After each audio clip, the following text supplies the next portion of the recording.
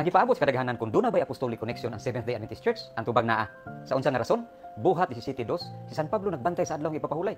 Episo 2:8, si San Pablo nagtuo sa kaluwasan sa grasya pinaagis pagtuo. 1:1-5:3, si San Juan nagpahinumdom sa pagbantay sa kasuguan sa Dios. Lucas 5:21, si San Lucas nagingon nga ang Dios lamang ang makapasaylo sa sala. Mateo 23:23, si San Mateo nagingon, angay kamo maghatag sa inyong ikapulo.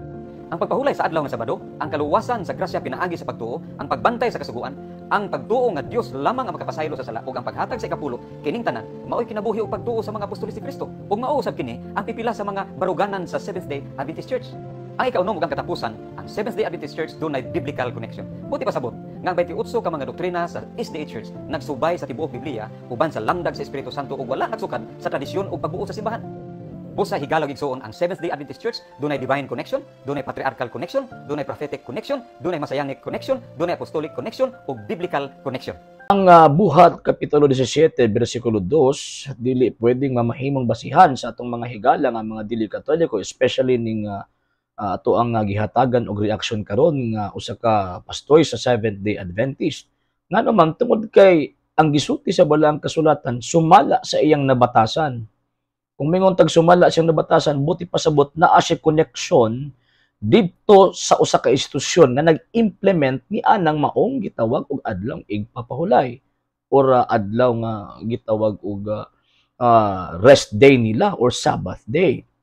Og klaro man ang mabasa nato sa balang kasulatan nga kanang maong gathering or kanang maong panagtigom sa kanang nga panahon nagtigom sila sa Jewish synagogue. So buti pasabot kanang nga klase nga Sabbath dili na siya Christian Sabbath kung dili usa na siya kagitawag og Jewish Sabbath. And ang Buhat Kapitulo 7 versikulo 2 tin-aw kaayo nga mabasa nato nga ang purpose nila San Pablo sa pag-abto ni anang maong gitawag og sinagoga sa adlaw igpapahulay o sa araw ng Sabat nakiglang tugi sila sa mga dili magtutuo. Buti pasabot kanang adlaw na kung diin adlaw nga igpapahulay, ang purpose nila to preach or to tawag to convert that Jew believers para mahimong gitawag og Kristiyano. Mabato ko ato ang basahon ang verse 4 ni ana. Nakabig ang mga Hudyo tungod sa ilahang pagpanalipod nga og paghatag pagpamatuod nga ang Ginoong Kristo mao ang Mesiyas. So buot ipasabot kanang maong nagpahulay sa adlaw igpapahulay nagisuddan ni San Pablo tungod kay iya nang gitawag og nabatasan dili nila pariha og pagtuo. Kung di nila pariha og pagtuo so dili magamit sa 70 Adventist kini nga mao nga sitas kanang gingon sa pagpahulay sa adlaw nga igpapahulay nga naman tungod sa hinungdan nga ang purpose sa San Pablo dito to convert sa gitawag og mga Sabadista. Unya kanang mga Sabadista ang ilang religion Judaism, dili Seventh-day Adventist. Manang may connection ang Seventh-day Adventist sa Buhat Kapitulo 7, versikulo 2. Episo Kapitulo 2, versikulo 8, ito ang simbahan katolika ni ana og siya ang pinakaunang mitudlo nga maluwas ta pinagi sa pagtuo tungod sa grasya. Ang problema ana, unsa ko na to pagdawat sa grasya sa kamatayon sa tuang Ginoong Kristo. Kanang pasakop tag pundo nga gitukod lang mga Amerikano, nga buot lang ni adtong 1863. Kunya pagkahuman mo ay nagpatuo nga nag-implementar sa balaod sa adlaw igpapahulay. Dili oy, nga naman ang adlaw igpapahulay gipahunong na in the sense sa ilang mga seremonyas, naman kay human na naman ipahulay ang perfect na pagpahulay sa Ginoo, human na nahitabo sa diyang gilubong siya didto sa lubnganan sa adlaw igpapahulay. Muna ang adlaw igsisimba sa mga Kristiyano aron madawat kini maong gitawag og pagtuo tungod sa grasya or pinaagi sa grasya kanang unang adlaw nga sumala pa sa mga apostol adlaw sa Ginoo ug sa ato pong termino karon adlaw nga Domingo. Ang 1 Juan kapitulo 5 bersikulo 3 kanang giingon nila nga pagbantay sa kasuguan, wala na nag-refer dito sa kasuguan nga apil ang adlaw igpapahulay. Kung nato ang basahon ang 1 Juan kapitulo 4 bersikulo 21 kanang kasuguan na gipunting ni San Juan sa 1 John chapter 5 verse 3 kanang paghinigugmaay. Diba? Usa sa mga dakong sugo nga gisulti ni Kristo, higugma ang imong gisigkatawo sama sa paghigugma sa imong kaugalingon. And ang 2 John chapter 1 verse 5 to 6 sumala pa ni San Juan kinalamag kinabuhi kitang tanan, pinasupay sa gitawag gugma ug mao kana ang sugo nga kinahanglang tumanon. So di dapat surambawon nato pagsabot kung unsay panguna-una og presentasyon sa nagsulat, ilabi na sa pangunahuna og presentation ni St. John nga mo'y nagsulat sa unang Juan 5:3 nga inyong gigamit. Gigamit na po nila ang San Lucas Kapitulo 5 versikulo 21 na sumala pa nila nga ang Dios lamang daw ang makapasaylo og sala ug tudlo do na sa gitawag og mga apostol.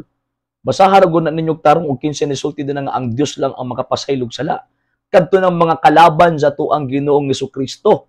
Dili si Kristo gisaysa na San Lucas nga naman kay misupak ang mga Hudyo, ang mga Pariseo nga si Kristo mipasaylo og sala ni adtong gitawag og makasasala. So mo na kanang ang Dios lamang magapasaylo og sala, dili ka na statement sa mga apostol kundi statement ka na sa mga kalaban sa ato ang Ginoong Jesucristo. And at the same time, yes, ang pagpasaylo nagikan lamang sa Ginoong Dios pero dili kita kabuot nga ang Dios mismo may muhatag og otoridad ngadto sa iyang piniling katawan especially sa iyang gitawag mga pari sa pagpasaylo og sala. San Juan Kapitulo 20 versikulo 23 sumalapas ng Ginoong Jesucristo, si bisan kinsang sala nga inyong pasayloon kini na pasaylo, si bisan kinsang sala nga dili ninyo pasayloon dili usab kini mapasaylo. Makabuot ba kita sa Dios? Makapugong bata niya kung ingon siya bisan kinsang sala inyong pasayloon kini na pasaylo? Nya kinsa man po ilang pasayloon kung walay mangumpisal? Manaan ng sakramento sa kumpisal. Wala ang pari maghatag sa iyang absolusyon, ihatag niya nga ako nagapasaylo kanimo sa ngalan sa Amahan ug sa Anak ug sa Espiritu Santo. Nga naman kaya otoridad nga iyang gigamit dili otoridad nga gikan sa iyong kagalingon kundi otoridad nga gihatag kaniya sa Dios sa San Juan Kapitulo 20 versikulo 23. Kanang giingon nila nga paghatag og ikapulo nga mabasa daw sa San Mateo Kapitulo 23 versikulo 23 kabalo biyata nga kanang ikapulo dadon sa templo sa Dios. Og ang mudawat ni anang maong ikapulo mao ang mga pari nga iya sa Dios. Yang problema nganong kanang inyong mga pastor nangulikta man. Ikaw nga pastor nga nangulikta mo ng ikapulo nga wa mo may katungod sa pagkolekta niya na. So buti pasabot kay nangulikta man mo inyong gitamakan ang otoridad sa Ginoong Dios o nagpakaurin ingnon mo nga sinugo mo sa Dios kay para makakolekta mo anang 10% o ikapulo. Atong hinumduman ang balang kasutan nagsulti nga ang ikapulo ihatag didto sa mga pari.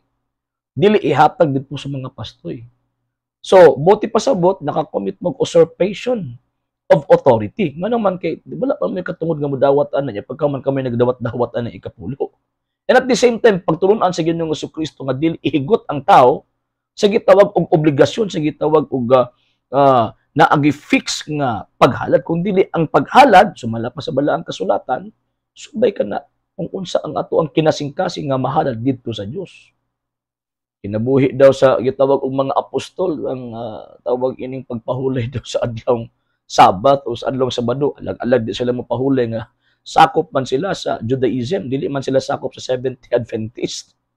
Kanang 70 Adventist ug Judaism layo kay tinain ng mo day connection. Why connection ng 70 Adventist og kining gitawag og Judaism? Normal lang sa mga apostol kaniadtong mapahulay sila sa adlaw igpapahulay nga naman kay naisagop man sila sa relihiyong Judaismo.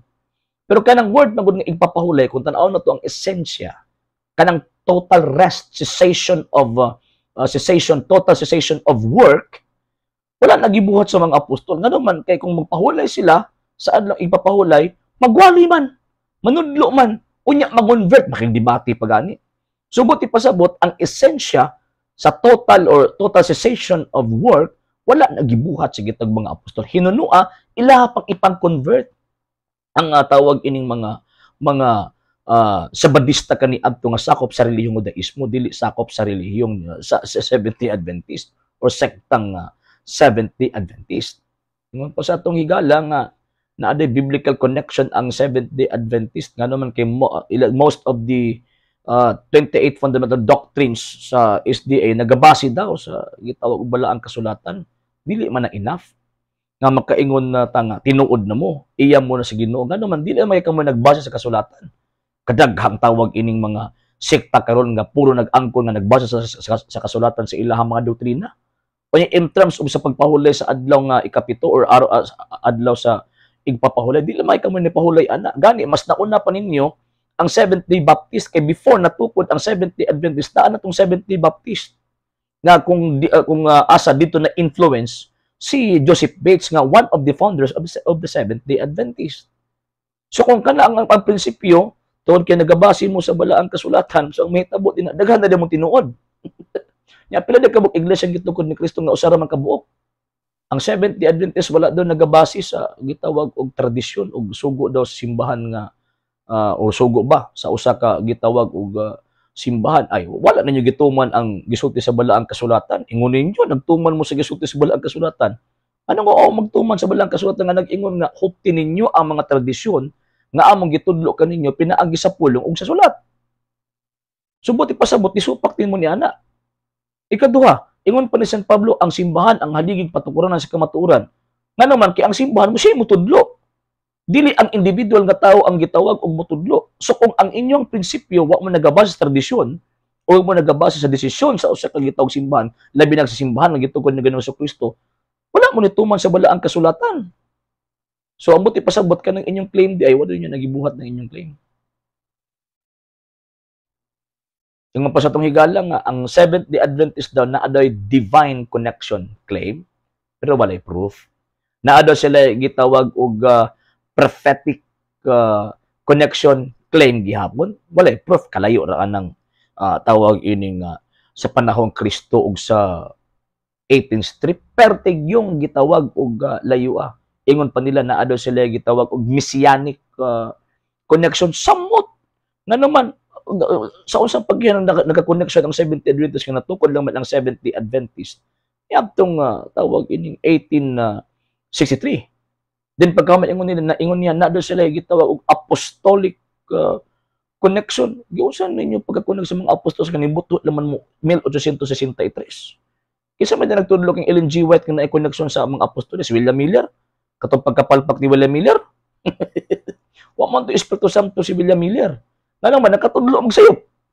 Nya mo na inyong ipanghambog nga na may connection din na. Wala may connection, wala may gitawag og apostolic connection.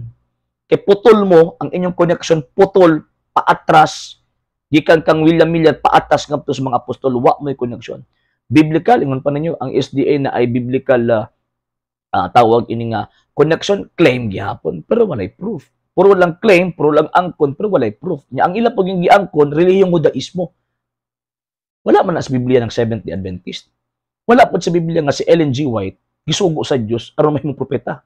Wala po sa Biblia nga ang Seventh-day Adventist kitagaan og katungod sa Diyos nga mag-implement sa adlong ipapahulay. Wala po sa Biblia nga ang Seventh-day Adventist kitagaan og otoridad sa Diyos nga mangulikta sa ikapulo. Wala po sa Biblia nga ang Seventh-day Adventist nga gipanguluhan o gitukod sa mga Amerikano maghimo o gisugo sila nga maghimo og mga butang subay sa gitudlo sa Ginoong Kristo ilabi na sa pagtudlo og pagwali. Wala oy. Nga naman kay ang Seventh-day Adventist naa na ang Biblia. Existido na ang simbahang Katolika una pa ni gawas ang Seventh-day Adventist. So buti pasabot ka ng inyong claim, kutob lang og claim. Wala may proof nga ihatag. Puro lang opinion, wala gitawag og facts. Kasi may tuntuan ang opinion o ang facts. Kanang mugna lang sa una-una or mugna sa mga ebidensya nga kung diin gihatag o gi-provide sa mga naay kredibilidad nga mga tao sa pagsulti nga muunin ng hitabo kaniadto og tatawag tinaw nga nakasulti sa kasaysayan nga ang Seventh-day Adventist dili gid gikan kang Kristo kung dili gikan sa mga Amerikano na nagikan sa Amerika, dili sa Jerusalem.